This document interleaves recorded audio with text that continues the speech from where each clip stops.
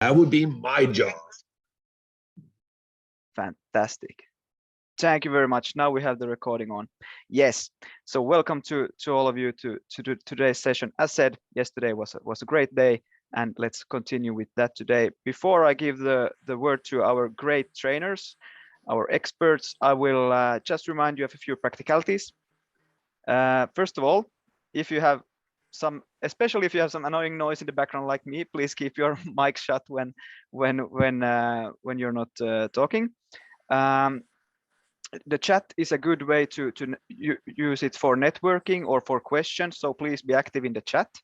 And yeah, otherwise I will at the end of the session once again post this kind of a quick poll where I would like all of you to answer just one question, and then we'll give some info on when we send out links to the recordings and so on at the end of the session. But otherwise, personally, I think I just want to give the word to the experts of the day, the trainers, Christian and Roberto. So please. Thank you, Larry, and good morning, everyone. I want to start with a quick, a story from Finland. Actually, I'm going to share my screen here for just a second. There we go. So I think I mentioned this really briefly yesterday, but my social media feed has been all about Finland and the US and clusters, because let's see. Do you guys know who this is?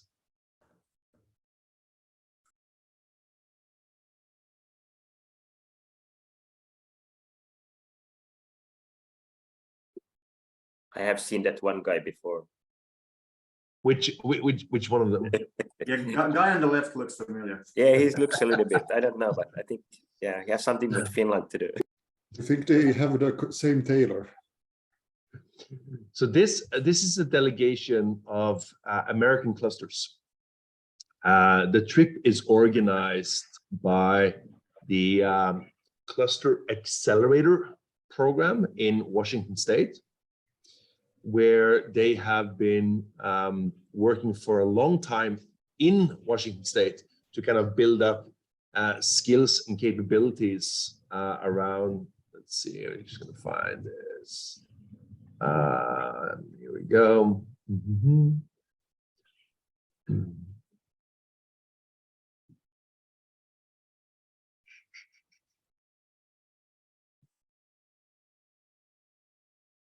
There we go. That's the one.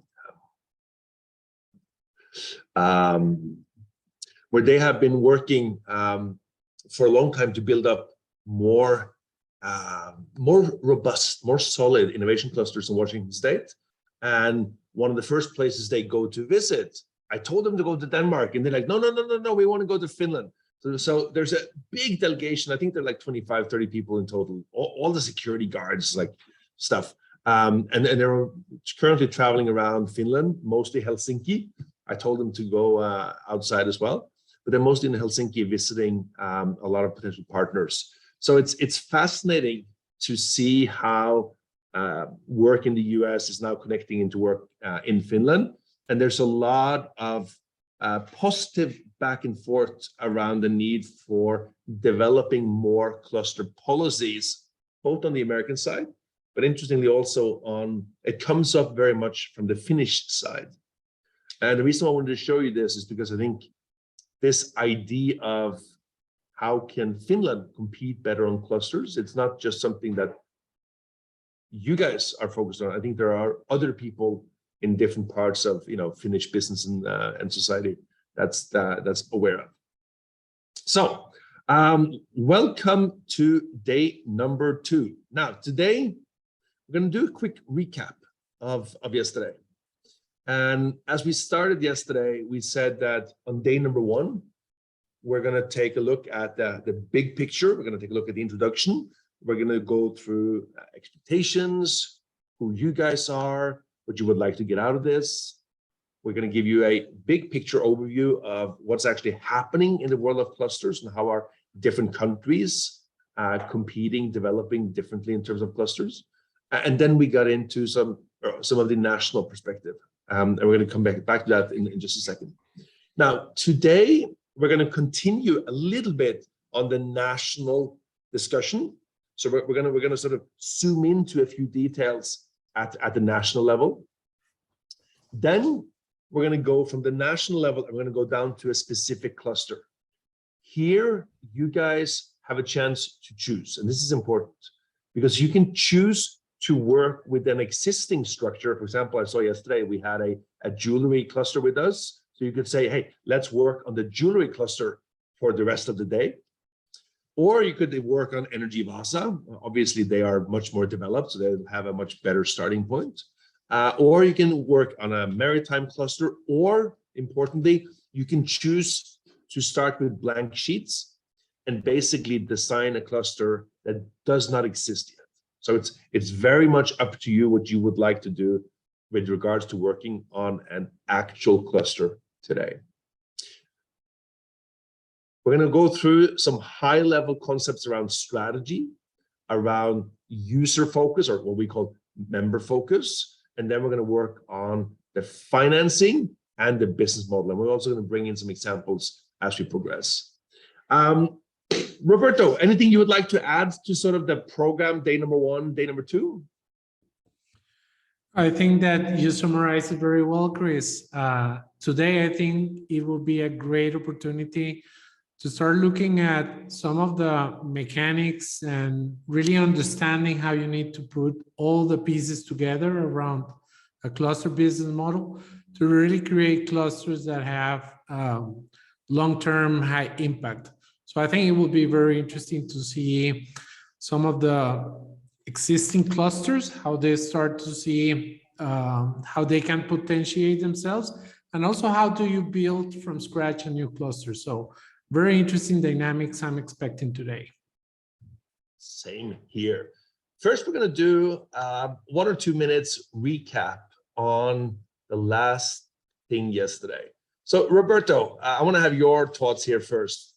We had 4 groups working on this cluster program pre-engagement. What were some of the things that you saw, and how is that maybe different from how some of the other programs that you've been involved with?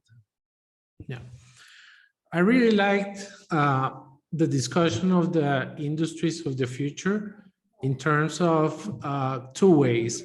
One, how do you think about new industries, completely new industries that may be big opportunities worldwide, but also how some assets that Finland has can be potentiated into industries of the future. So that was one of the aspects that I really liked. Also, I found that it was very interesting, the discussion around how to create high impact, high value, shift a little bit Finland from producing raw materials or materials and really getting to high value industries. And I would say those are the kind of discussions that we're seeing around the world, is the kind of discussions that we're having here in Costa Rica. This is the kind of discussions that I see a lot in the Balkans. So it's 2 ways. How do we think about those industries of the future where it makes sense for Finland to be, and how can Finland leverage some of the existing assets and resources and capabilities and take that the next step and really build new growth engines? I'd love to have one or two comments from you guys, especially with regards to the last discussion on this cluster program pre-engagement. What was 1 or 2 things that sort of came up? What was 1 or 2 things that came up when you were discussing the last breakout?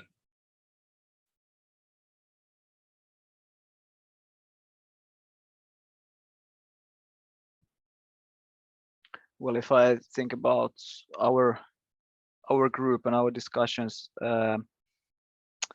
I would say that well, we focused a lot about the first that we have like the collaboration. We have in Finland quite a lot of like regional clusters, and then talking about bringing together on a national level collaboration, and then of course the international collaboration that could be achieved through national cluster program, and that there's a need for that. Then of course the funding aspect is something that is I think is something that talk about in like any cluster I've met during this short time I've been involved in NordicHub, always about funding and the issues there with funding.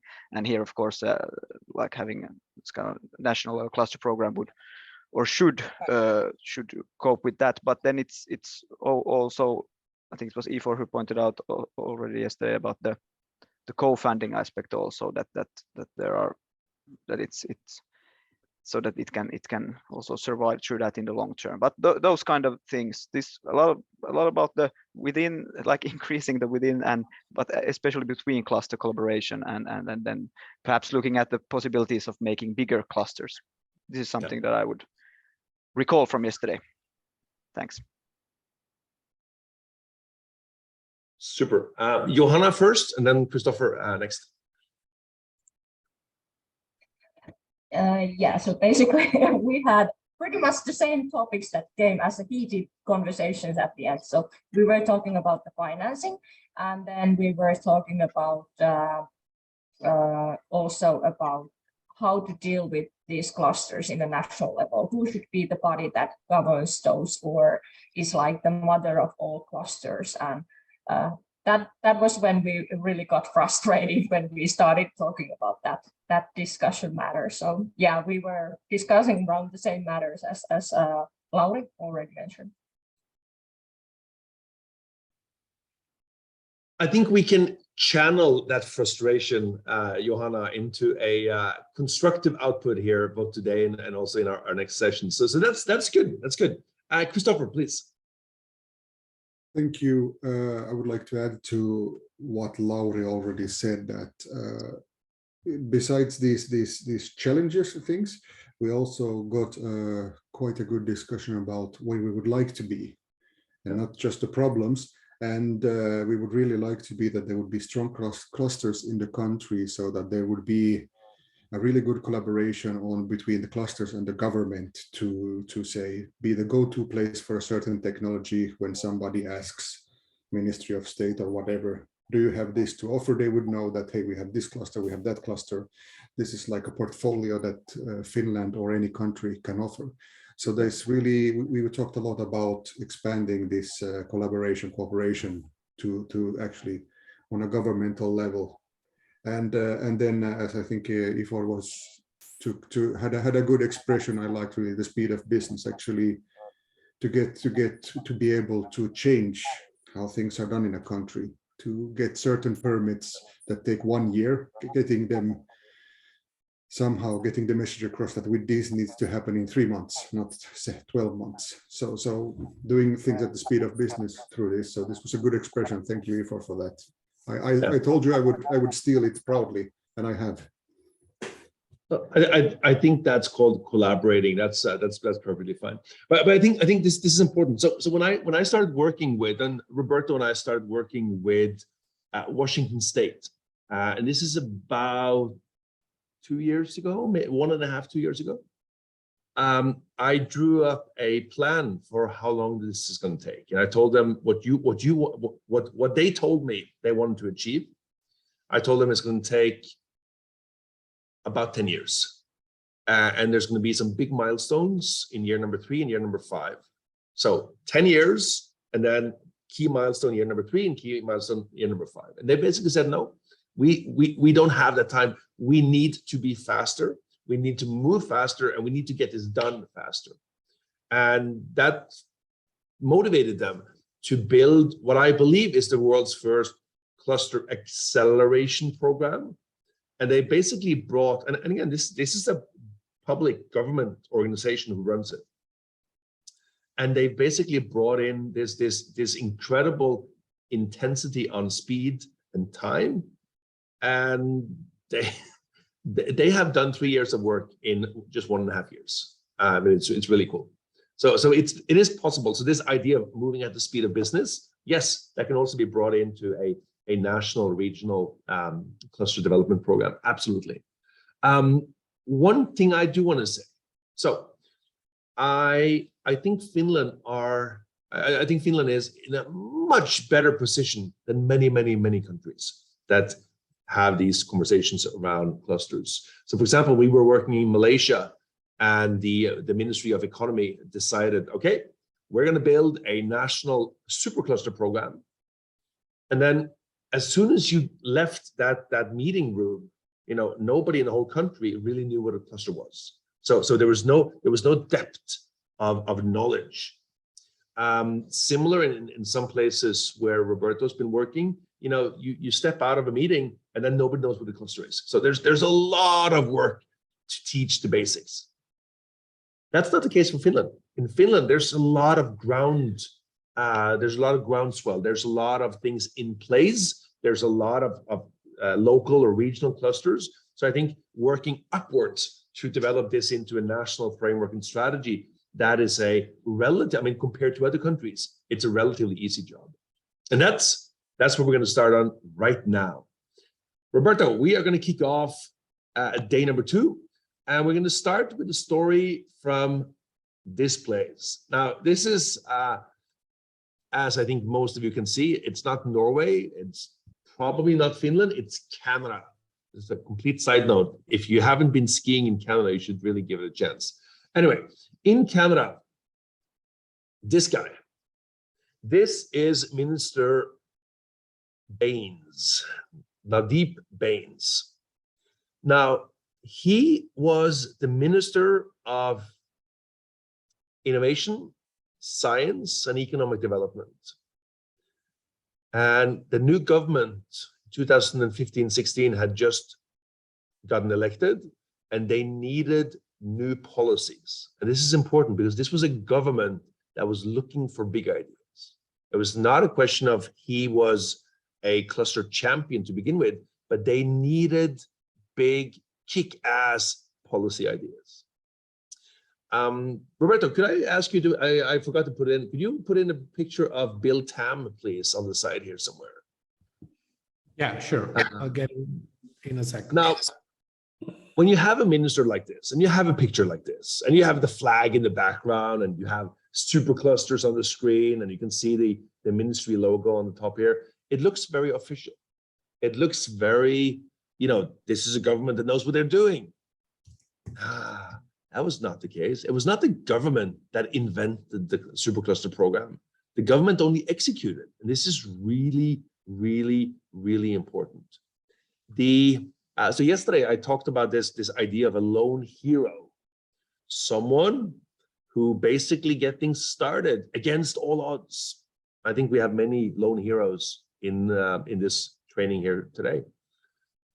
In Canada, that was Bill Tam. Bill was a technology entrepreneur, investor, and business angel. And Bill had, there we have, smiling face. Bill is really the hero of this story. Bill and a group of friends started talking about the challenges for Canada. We don't have enough fast-growing tech companies. We don't produce enough unicorns. A lot of our young companies, they move to the US to raise money and get more customers and start growing. Our big companies are not really technology savvy enough. Canada has a lot of natural resource extraction economy, oil, gas, forestry, oil sand. We don't have a very strong technology-driven industry. Canada needs to do something to improve its competitiveness. Canada needs to do something to transform. What can we do as a country? Those were some of the questions that Bill and some of his friends had, and those discussions eventually found their way up to the minister, and he latched on. He said, "This is really interesting." He had a small team, so initially it was just 5 people, and they started putting together the pieces for a national supercluster program. And this was the first time. Canada had never had any experience with this kind of ambitious supercluster program. Previously, just like Finland, Canada had a lot of small local clusters. So you would find, cosmetics clusters here. You would find a fishing cluster here, a little bit of forestry, but it was never really organized into a big national initiative. So the lone hero here is Biltown. The lone hero here is you guys. It made its way up to Minister Baines, and it looked like this.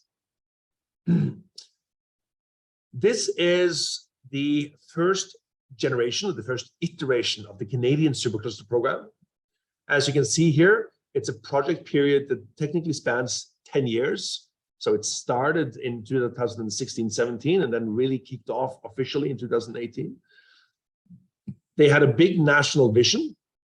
They had some key focus areas, and you can see here there are 4 focus areas with partnerships, innovation, ecosystems, global ambitions. And I think you would recognize that you would have similar, maybe different, but similar for Finland. And then they had a very, very cool competitive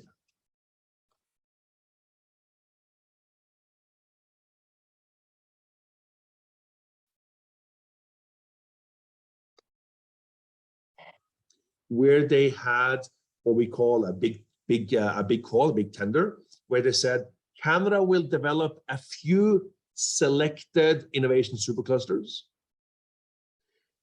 Anyone can apply. You need to be a non-profit organization. You need to have a members. You need to have a board. You need to have a legal setup. You need to have some basic funding. Anyone can apply. And they initially got 95 applicants. They got 50 really qualified applicants. They took it down to 10. And then in the end, they selected 5 national superclusters. And these are big. They're different from how most of Europe develops clusters. So for example, they have one digital, and the digital supercluster has over a 5-year period, well over 150 million Canadian. That is roughly 100 million euro, roughly.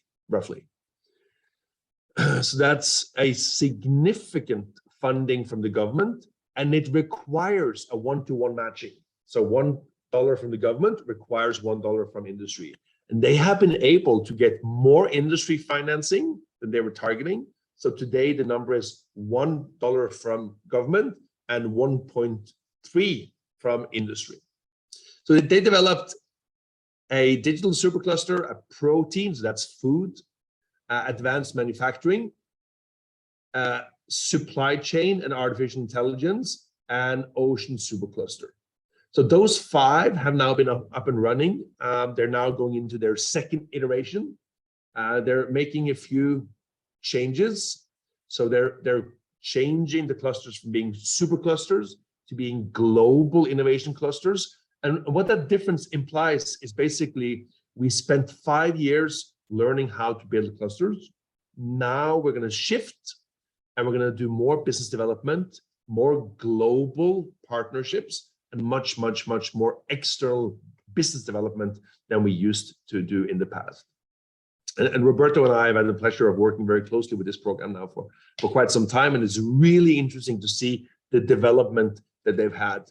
But very important, it was not something that started with government. Government was very important. It really started with Bill and his friends, and then it kind of grew over time. And you can find a lot of this material. Now it's your turn. We're going to have you guys develop the same. What would something similar look like for Canada? We're going to put you into 4 groups, so quite like yesterday. And we're going to have put in, okay, what would be the national vision? And you can look at the Canadian ones, but you'll find a different version. You'll see that we have 3 focus areas. We've simplified it a little bit. So national vision, 3 focus areas, and then we would like you to see if you can put up, okay, if Finland had to choose, what would be 5 potential superclusters? For example, energy, for example, maritime, etc., etc. See if you can agree on that. So we're going to give you 20 minutes for this.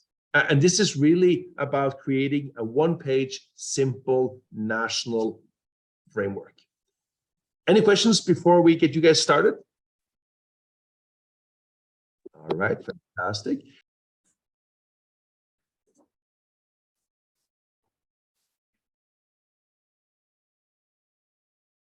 Roberto, I'm very curious. How is your Finnish coming along?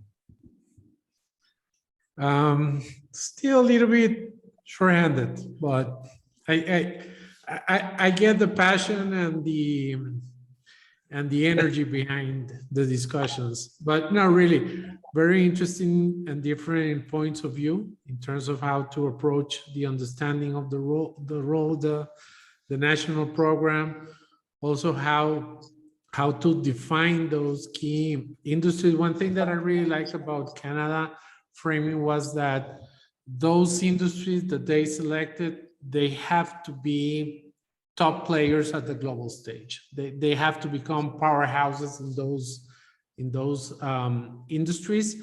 So it makes sense, the investment that they're making behind. So very interesting general discussions. I agree. So let's hear. So I would like one person from each group spend between 1 and 2 minutes, not more, 1 or 2 minutes to give a quick summary or a quick presentation. So we're going to start with group number 1. So we'll need a volunteer from group number 1, and then we'll move down groups 2, 3, and 4. So do we have any volunteers to give us a quick summary of group number 1 here? Don't be shy. Sure, I can say, and please others, if I miss something, please fill in. We talked about well, regarding the vision, of course, trying to summarize it this shorter time, quite difficult, but we wrote some bullet points what we think should be included. So it's about the vision. It's all about like enhancing Finnish export and through that getting euros to this country, because we are so export dependent here. We see it requires strong innovation, knowledge, utilization of national resources in the best possible way. So the core resources and what we have, core competencies, so on. Of course, the emphasis on green transition is included. Then this kind of idea that continuously being prepared for the next steps in global competition. So being on the forefoot all the time and trying to see where it's going. And then but also then within the country recognizing these regional competencies and focus areas and also the industry business level needs where it all comes from the grassroots level. So you know, yeah, taking that into account. And in order to achieve this quite fuzzy vision, we see that one focus area is the acceleration of the innovation and collaboration, which includes, of course, the knowledge development and talent attraction, which then requires good unis and so on, building partnerships and this kind of strong innovation piloting, like that there are good possibilities to pilot new innovations and in order to then commercialize them later on. Then this utilization of the regional core competencies, which already mentioned, and recognizing the grassroots level, but then also the strong global presence. What is Finland's position in the global competition and the global network, building partnerships and also what are global trends and issues that need to be accounted for. Then Christopher, do you want to say about the innovation superclusters quickly, because you wrote them in the last, I think, 20 seconds. Yes, we were running out of time, so to have not have an empty paper to show, I just threw in some words. Okay, if we look at what the resources we have in Finland, we have a lot of forests and we have a lot of innovative, good people. That's why we have the first and the last one, education and natural clusters, focusing on making the Finnish education system top of the world and attracting talented people to our universities and breeding more innovation. Then the forestry, we would need to have a forestry cluster who would make, of course, the basic pulp things, even all up to refining these wooden products to chairs, tables, expensive items for export mainly. So this would be needed as forests is one of the very abundant resources we have. Then to further spur innovation, we need innovative piloting projects, and that's the middle one. We need very governmental or a national strategy that we should have piloting projects for all new technologies and developments. And then green transition and energy technology. This one I'm a bit biased to put, but I put it there because it's close to my heart, and it's a thing that will affect us all, that we need to be still on the cutting edge on the green transition. We don't have our own oil or gas, so we need to make our own energy somehow, and we need to make a green transition. So this is a thing we might as well have a national strong cluster for. And the number 4, we have then talent acquirement and recruitment. Innovations and good skilled employees from Finland alone won't cut it. We need international experts, and we need to somehow recruit them to Finland. So this is more of a marketing thing that actually Finland needs to be considered in the same sentence as MIT and these other Silicon Valley, and all of these different places in the world, that Finland should be mentioned in the same sentence as one of them. But this was okay. This was a very dash to the finish final 30-second thing. So it's not really, it's far from perfect. And I cannot say if it's a group, if it reflects the whole group number one's vision. It's just.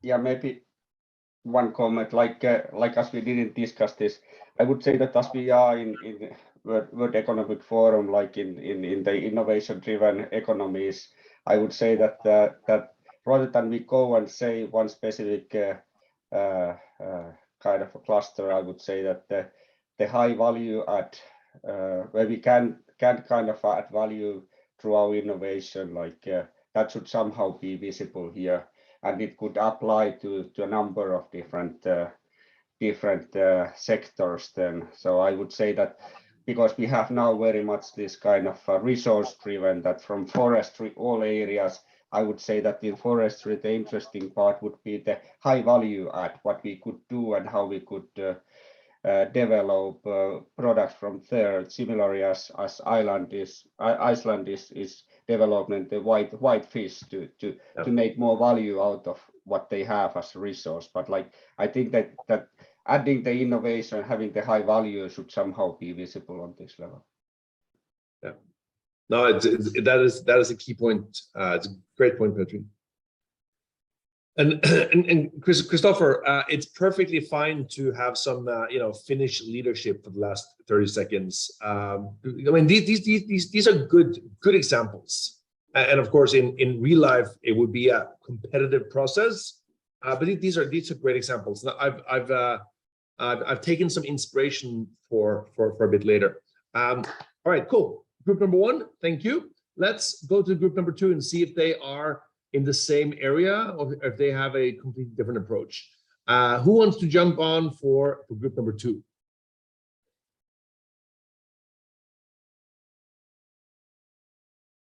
Caroline, why don't you come in? Yeah, I can. So basically the idea we had was to upgrade Finland competitiveness through the development of innovative clusters. And to do so, we wanted to improve the cluster visibility within Finland, but also across the world. And the idea also that from Canada, that they made that competition was also taken from that the national competition to identify the priority clusters. And another focus would be to show why clusters are important and to show the benefit of it before creating the competition, basically. And after, in terms of innovation superclusters, we went for sustainability and green economy. And then design, because Finnish design in furniture, in jewelry, in clothing as well, it's kind of big in Finland. like exporting as well. I mean, outside Finland, but also outside Europe. Also, we decided on technology because Finns are really good at innovation and creating new technologies. We also selected food. Food, it was also for that those specific kind of food. We were talking, for example, for gluten-free, that there is many options in Finland that there's not always outside of Finland. And so there is kind of like products that are more linked to Finland than others, and that can be a strong point also. And of course, renewable energy. Thank you, Caroline. And Ivor, you chose a good team presenter here. So what I like about this, to no disregard to the previous group, is it's short and easy to communicate. So if you look at the national vision, for example, it's something that most people can communicate and grasp, because I've seen some places where it gets so complicated. There's so much information, but this is short, sweet, and to the point. Caroline, thank you very much. All right, group number 3. Now the stage is set. Can you deliver? All right.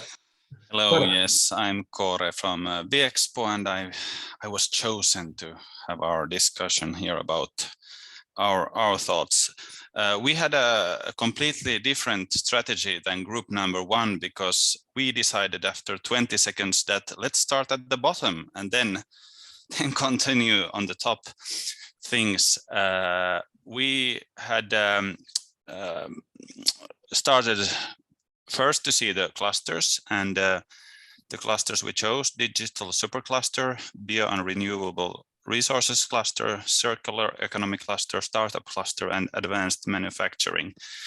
And well, we had long discussions why these are important. That of course the amount of possible export euros is one decision, or one reason why these were chosen, but we see them as really big ones. The bio and renewable resources clusters can be really big, including also energy and these kind of things. What we thought then about the national vision and also the clusters is that the idea must always, for the superclusters, come from the companies. So we would need the companies to be active and start collaborating, and maybe get the ideas then to political decision makers, so that we also can get the public money for the cluster creation. Because if the companies are already collaborating and have the vision, then I think the money would be also available from the public resources. And well, we looked also in the ways to achieve some ideas from Canada, and they had many things figured out. Information exchange and collaboration, these kind of things are of course important. So we focused mainly on which clusters, and didn't try to invent the wheel again. So that's in short. Does the other group members have something to add?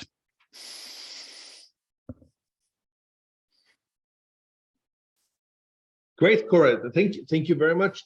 Now you're mentioning something that obviously is important, but it should always be repeated and recognized, and that is that the selection of clusters or the foundation of clusters needs to be business, and it needs to be business driven.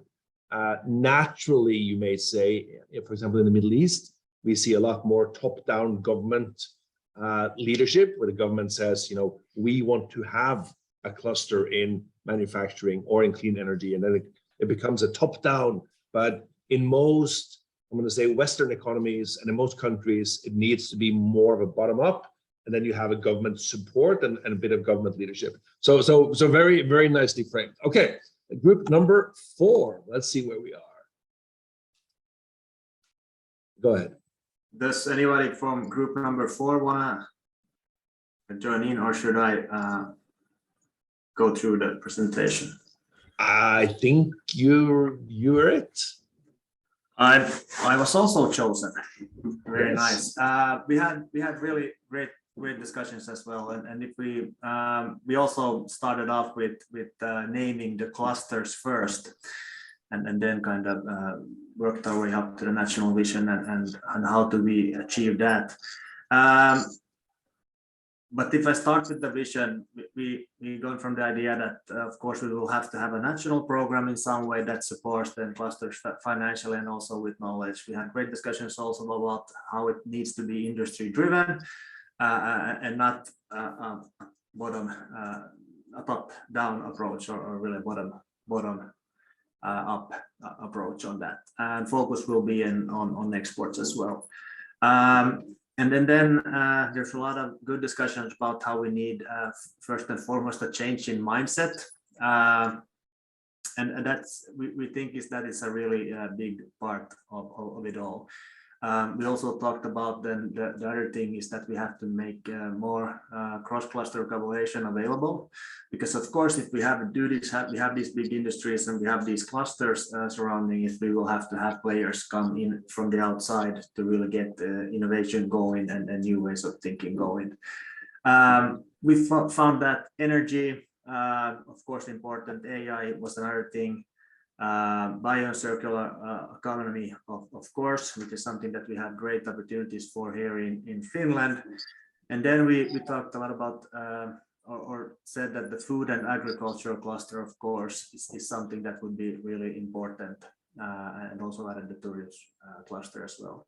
We thought that these clusters are, of course, important both in value creation, but also a meter on how to be kind of self-sufficient, which is also important today. So yeah, I think that's it. Please feel free to add something from our group if you think that I missed something important. Thanks. Thank you, Christian. And again, just to take a few points here very quickly before our first break. So of course, with the innovation superclusters that we have for all of you, again, in real life, this would normally be a very competitive process. And I could imagine, hypothetically, if we were doing this for Finland, that, the size of the country would say that let's try to develop somewhere between 3 to 10 different kind of these flagship clusters or peak clusters or superclusters.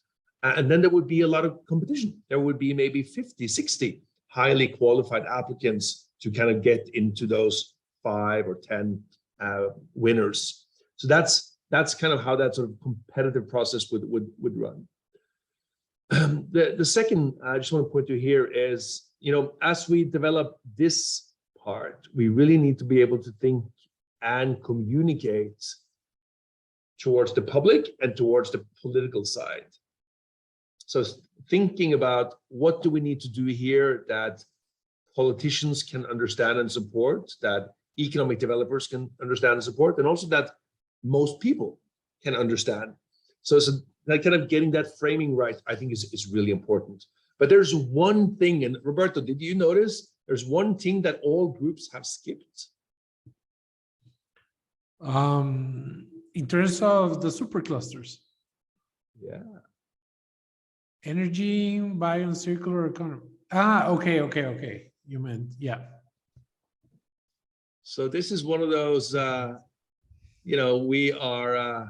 really excited, but we have no intention to set a date or a time about this because, time is not of the essence. I was puzzled. It's not a big deal, but I was puzzled that all of you kind of skipped the time frame because, again, genuinely, I believe that if you guys push this, you have a genuine chance of shaping this, but it does require you to put some kind of time frame on it.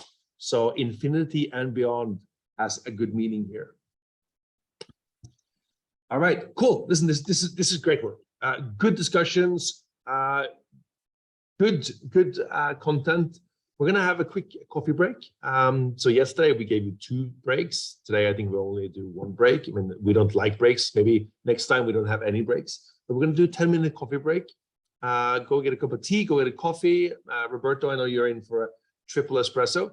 And when we come back, we're going to dive into an individual cluster. So you can take any of the 5 that you put up now and say, okay, let's focus on one cluster. And we're going to sort of dig into that together. But first, I'm going to put on a timer. We take a 10-minute coffee break, and then we come back again. Thank you very much. All right, welcome back, everyone. Roberto, how's your coffee? Good. I make it barista style, so it sounds good. Chris, just a quick observation, heading into the work that they're going to do in terms of now cluster level. If we look at the clusters they selected, recall that we talked yesterday about growth clusters, transformation clusters, and help me here, the last one, forgot.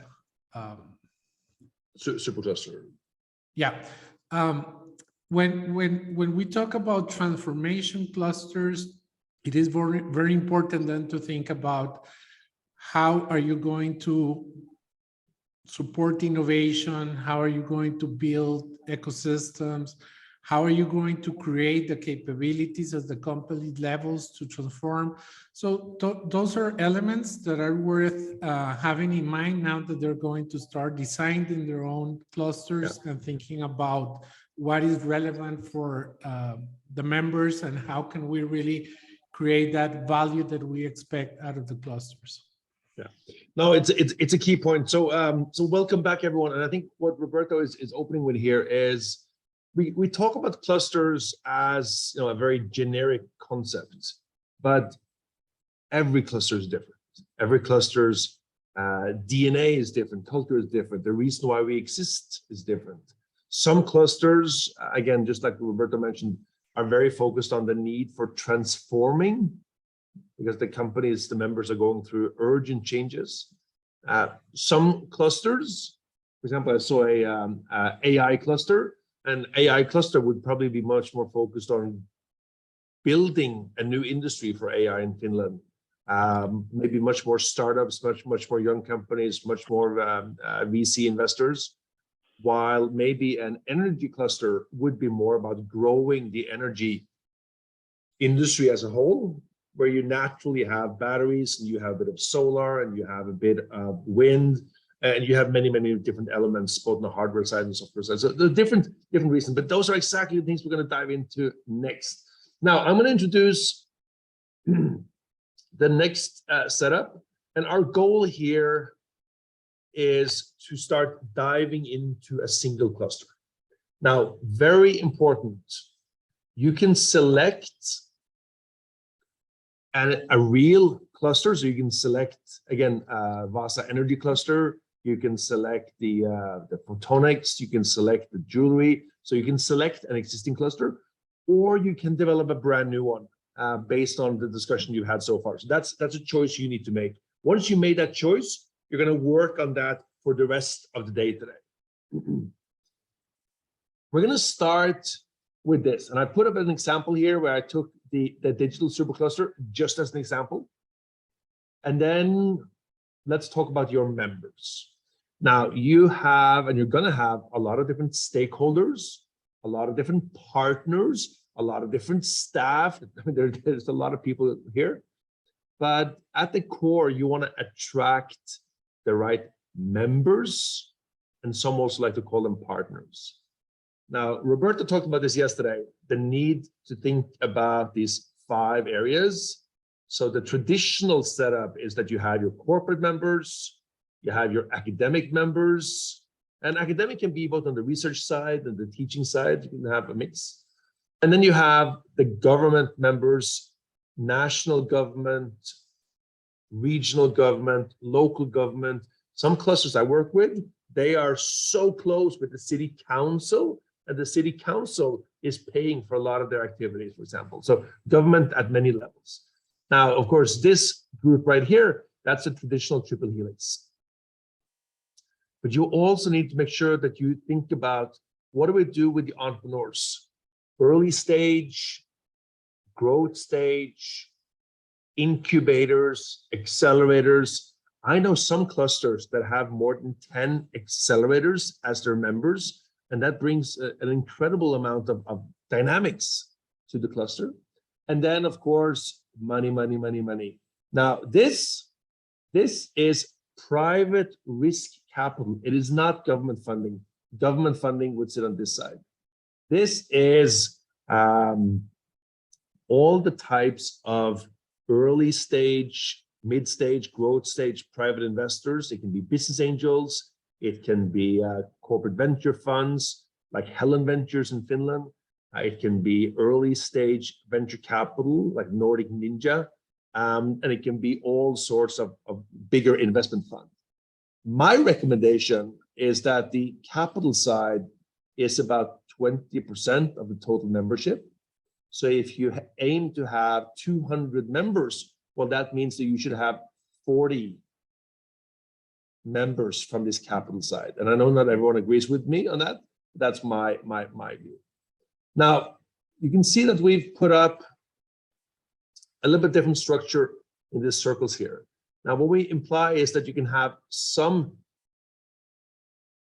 initial founding partners. So for example, you can say Helen Ventures, which is the corporate venture investment arm of Helen, the energy company. They could be a founding partner. You can see here it says founding partner. That means that they're a part of the inner circle, and they also have a bigger responsibility in terms of strategy and support and financing and leadership. And then as you grow, you have your core members. This is what most companies would call the normal membership. And they would pay a membership fee anywhere between 25,000 euros, that's 25,000 euro, or 200 euro, like a big range in terms of what kind of membership fee should we have. And then you can have your more passive members, which maybe could be free, maybe. There we go, free. Okay, so you have these different categories of members right there. Now, what we would like you guys to do is start thinking about member profiles and benefits. This is what we call a cluster member card. It's basically a persona of different members in your cluster. Some people love this exercise and they find it really easy. A lot of people in the cluster space find it really difficult because we don't know. Now, the way you fill this in, you can use sticky notes. So this could be, this is a fictitious person. So we're going to call her Liz. Her age is 42. Her position, I'm just going to use this as an example. She is a startup CEO. So that would be the profile. And that would mean that she would now belong in this group right here. And then we can say, okay, what kind of services? What do we offer? So we offer network. We offer access to investors, corporates. You can think about what do we offer her? And then you can see some different ambitions and pain points. So we're going to show you an example of pain points. So she's a startup founder. She needs more clients, customers. She needs a bigger network in the industry. And then, like all startups, she needs access to money, financing. So once you understand these pain points, you can then think about, okay, how do we develop services and the value proposition that is attractive to her? Now, you can spend a lot of time on this. And I've seen some spending like an hour, hour and a half. We'd like you to do it very quickly. So we'd like you to do maximum 8 minutes per. So you're not going to go very deep. You're going to keep it relatively shallow, because I'd like you to have one profile, 2 profiles, and then 3 profiles. And again, normally you can spend a very long time on this, but we like to keep it quick, so 8 minutes per. And once we have your members, we're then going to go into your financing and your strategy. So same groups that we had. You can select which categories out of these 5 that you would like to work with. And then we're going to give you, I'm going to do 8 minutes on the clock, and then I'm going to 8 and 8 again. So we work relatively high level and quite quickly through these 3 personas. I think this is going to be a great discussion. It's going to be a really interesting discussion.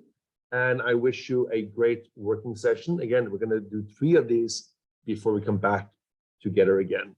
So good luck and have fun discussing your cluster members.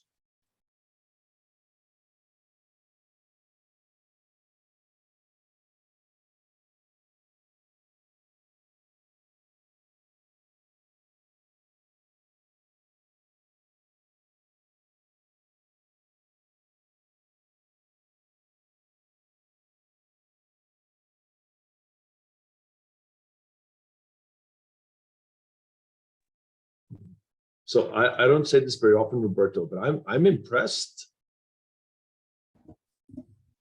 Yeah, me too. A couple groups that really got into the groove and the speed. I really liked it.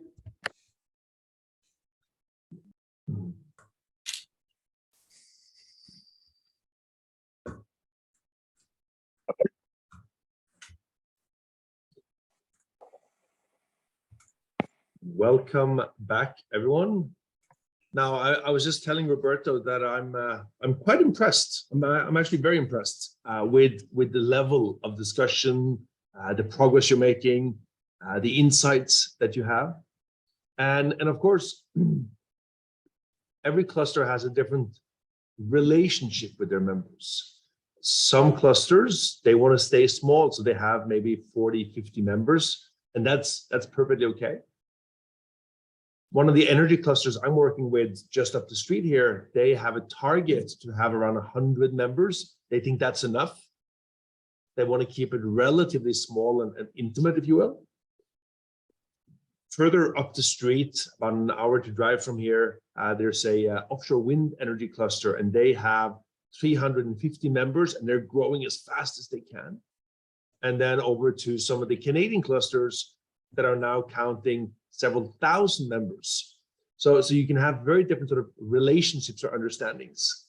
Ifor, I heard you were guiding your group very nicely from New Zealand.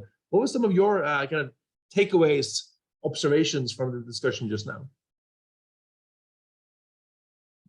I think, Chris, my main takeaway is I like this one pager, and I like this as a model to use within a cluster as a way of reviewing what have we got, what are the needs of this member, are we responding to those needs? So I like this as a systematic approach to categorize what have we got, and to review perhaps, hey, you know what that member is talking about is similar to what that member is talking about, and so is this one. Let's bring them together. Exactly. Yeah, and we're gonna build on this. So you've now completed kind of the member perspective, and just like Ifor said, you can do this in real life, and you can have some really interesting insights. We're now going to take a step further and look at the financing, and we're going to dabble into some of the strategies. So we're going to stay with the same cluster, we're going to stay with the same groups, but we're going to take one step further. Now, I took the liberty of borrowing from group number 1. So I'm going to give you a quick example here with group number 1 as the example. Now, what we have here is we're now shifting from the member focus to the funding or the financing focus. So that's a bit of a shift. Now, there are many different ways that you can fund a cluster. What we've found is this. So on the income side, or on the funding side, you basically have three categories. The first category is what we call private industry. And that means that industry, private companies are paying for or are funding the cluster. And in some places, this is obvious, in other places, this is very difficult. So here we typically talk about founding partners. So the first 5, 10, 15 companies that are coming in. We have standard membership fees, big companies, big fees, medium companies, medium fees, small companies, small fee, and then startups typically no fee. You can run different programs and charge for those. You can have events and conferences and charge for those. Some clusters, not many, are exploring taking a percentage of fundraising activities, or basically working as an investment bank. Some clusters are exploring setting up venture funds. Some clusters have revenue from their offices, renting out, reports, analysis, market insights, etc. So there's quite a variety of things you can do as a private industry revenue source. And then we have the public. And I fundamentally do believe that you should have private first and public second. Public, you have a national program, you have national governments, you have regional governments, you have local governments. For example, in Barbados, there's a wonderful cluster that is funded by the United Nations.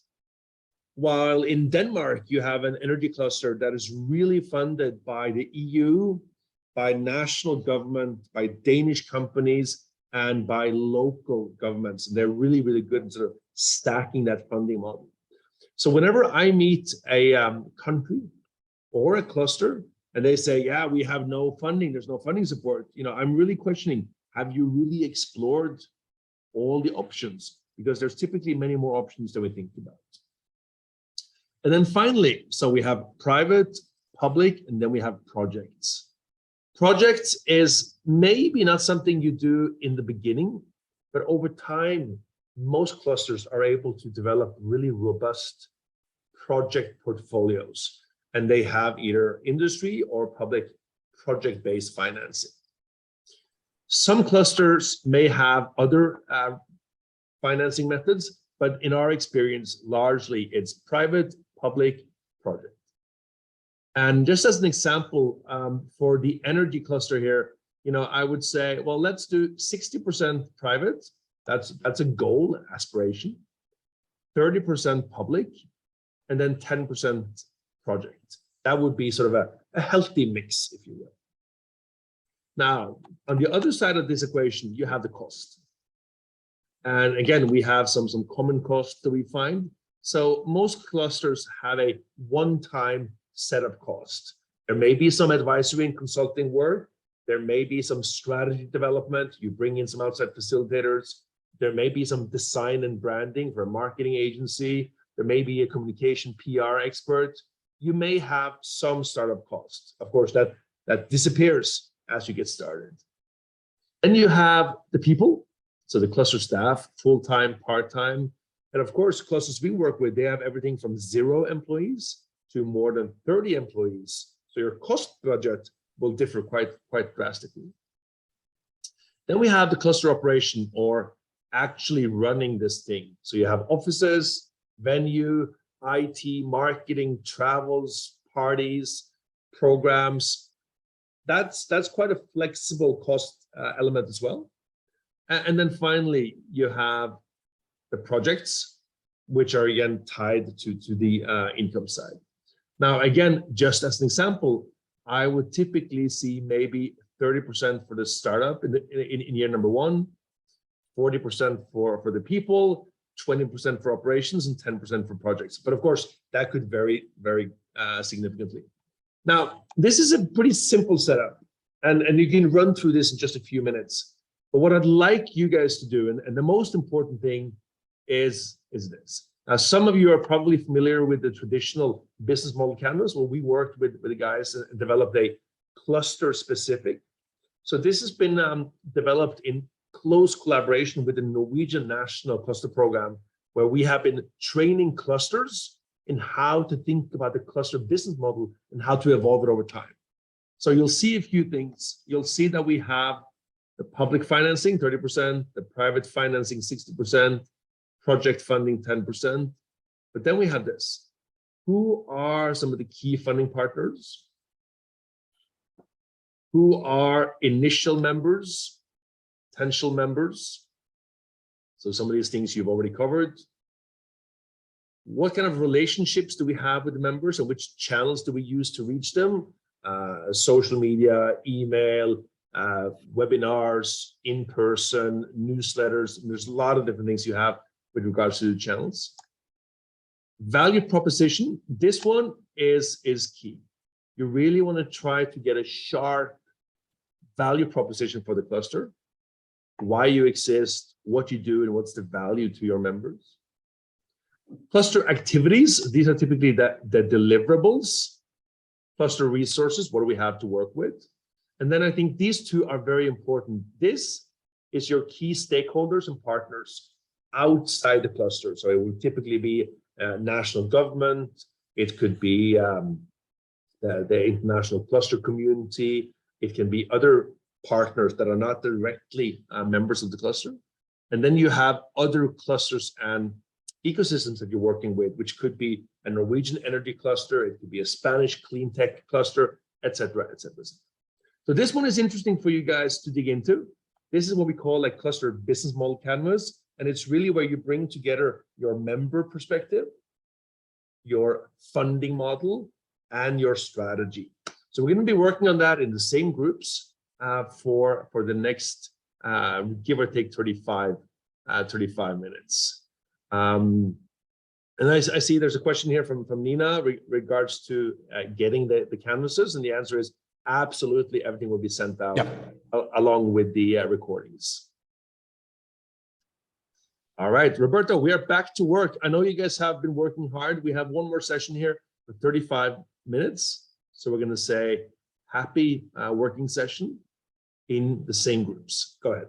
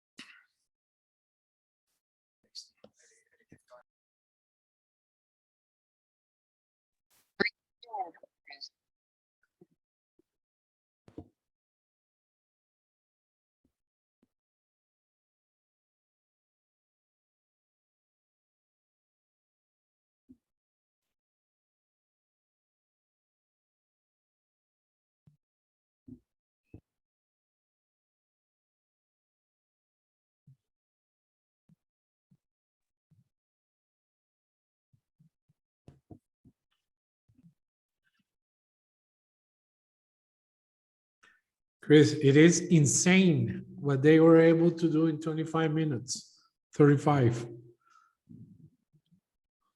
You think we should tell them or just keep it quiet? Oh, they get a really good thumbs up. Yeah, I would have to concur with you, my friend. Yeah. I only heard the last bit, but please share. I was saying that it's mind blowing what you guys did in 35 minutes. So great team. It's so that in Ostrobotnia, you don't tell people that you were good. Well, we are in Latin America now. Yeah. Well, welcome back, everyone. We have just a few minutes left, and of course, we are now only midway. So when we meet again in a few weeks, we're going to cover the next two steps. But I'd love to hear just a couple of comments, a couple of reflections. What did you discuss? What were some of the highlights? Anything goes. Go ahead.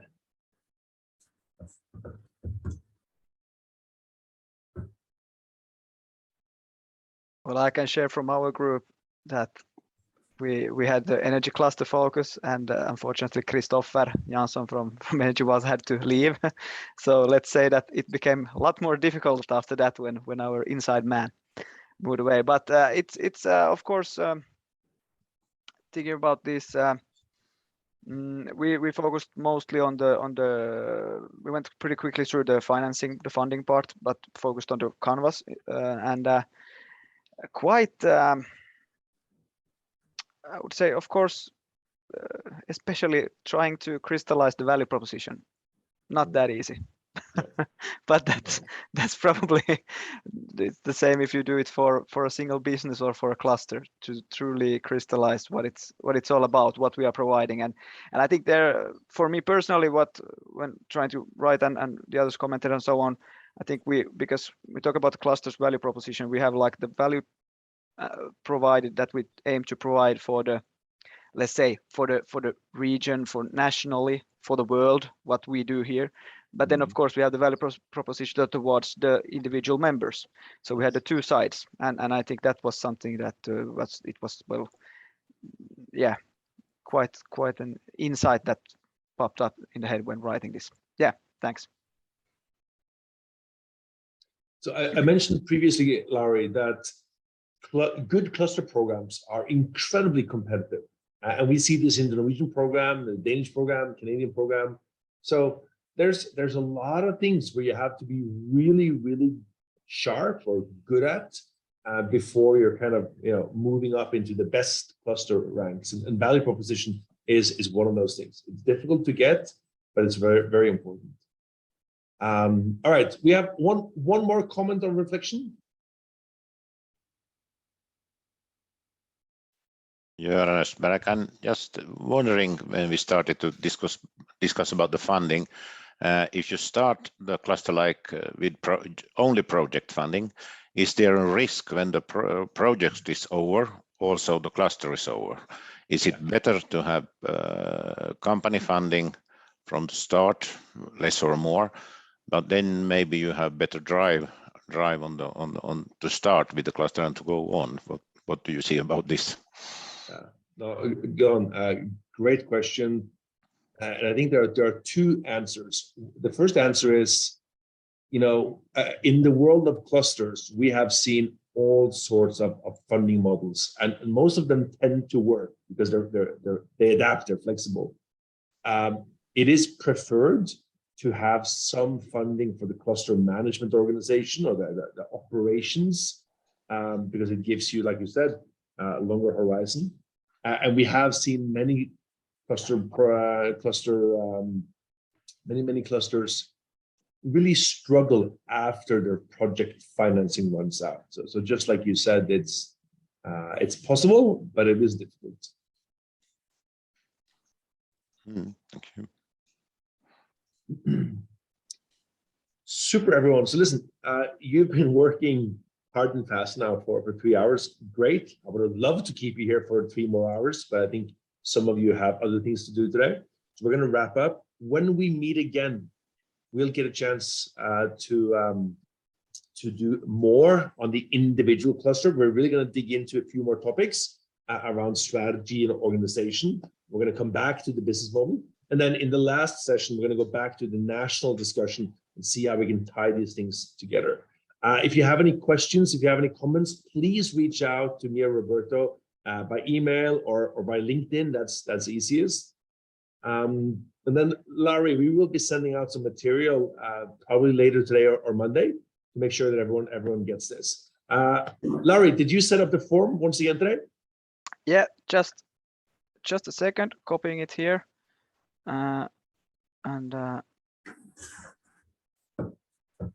There now, yes, thanks, Chris. So here is the link for the overall grading. This is a quick poll. I put it in the chat. Please, I appreciate if everyone could open it and give your overall grade for today's session. It's important for us. And as Chris said, you will send us some materials, and we will upload the recordings of the 2 first sessions to YouTube, probably beginning of next week, because it takes some time before they are processed and so on. And after we have everything on YouTube and we have the links, we will send out a mail to everyone who has registered for this training module. So everyone gets the info. And yeah, there will also be a link to a feedback questionnaire with a couple of more questions. If you know that you cannot attend in October anymore, please really appreciate if you can fill in that feedback questionnaire. Otherwise, if you're still attending in October, you can do it after that. But I think, yeah. Larry, one question, last question from my side. If anyone enjoyed these 2 days and they were thinking like, wow, I need to bring the rest of my team, I need to bring my boss, I need to bring my girlfriend, can they bring more people for October? Of course, of course. So the registration link still open. So please, if you know someone who has not got this info or who thinks that couldn't register because I couldn't participate in every session, something like, please tell them that everyone is warmly welcome to still join the party. We will send out a new message then with the links to the two last Zoom links then closer to those events. So when then everyone, we will send out the message to everyone who has registered. So still, please tell the world about this great event. And I think I just want to also from my side thank Chris and Roberto at this point already, because it's been really good learning days and really nice to meet all the people and discuss with you guys and hear about different things in this. Fantastic. All right. Well, Larry, Christian, everyone, thank you for a great morning. I hope it's been worth your time. Again, we'll send out material. If you have any questions, please reach out. And thank you all for joining, and have a wonderful, in due time, have a wonderful weekend. Thank you. Cheers. Bye-bye. Bye-bye. Have a nice weekend, everyone. Bye. Bye. Bye.